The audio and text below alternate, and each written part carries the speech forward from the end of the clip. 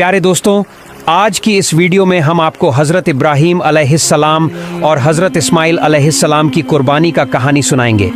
हालांकि यह कहानी आप पहले भी कई बार सुन चुके होंगे, लेकिन आज हम इसे एक नए अंदाज में सुनाएंगे ताकि आप पूरी तरह समझ सकें।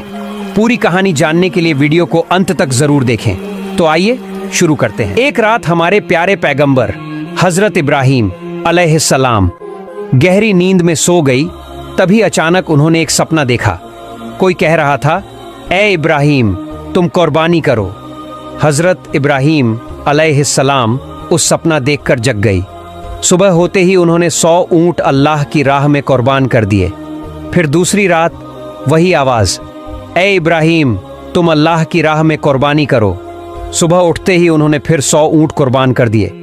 मगर अफसोस, ऐसा लग रहा था जैसे अल्लाह ताला ने उनकी कुर्बानी कबूल नहीं की। तीसरी रात जब वो फिर सोए तो फिर वही आवाज आई, ए इब्राहीम, अल्लाह की राह में अपनी सबसे प्यारी चीज को कुर्बान करो।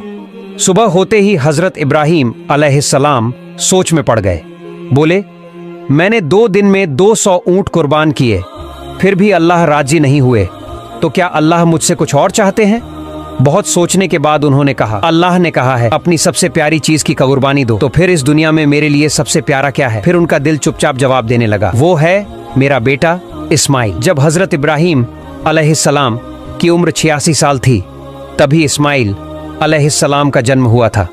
ये बेटा उनके दिल का टुकड़ा था, बुढ़ापे में मिला एक अनमोल तोहफा, और यही बेटा उनकी नस्ल को आगे बढ़ाने का जरिया भी था। मगर जब अल्लाह ताला ने इस प्यारे बेटे की कुर्बानी का हुक्म दिया तो इब्राहीम अलैहिस्सलाम ने अपने दिल को मजबूत किया और कह दिया, अगर ये अल्लाह की मर्जी है तो मैं हर हाल में तैयार हूँ।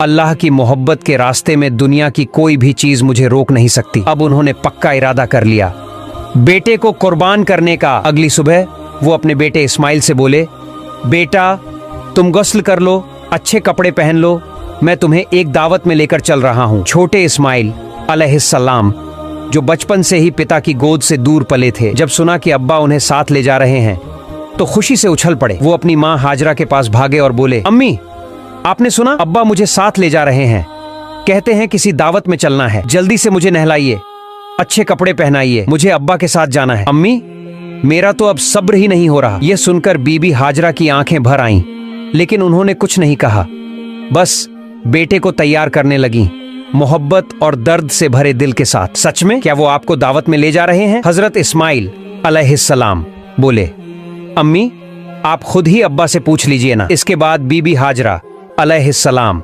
हजरत इब्राहीम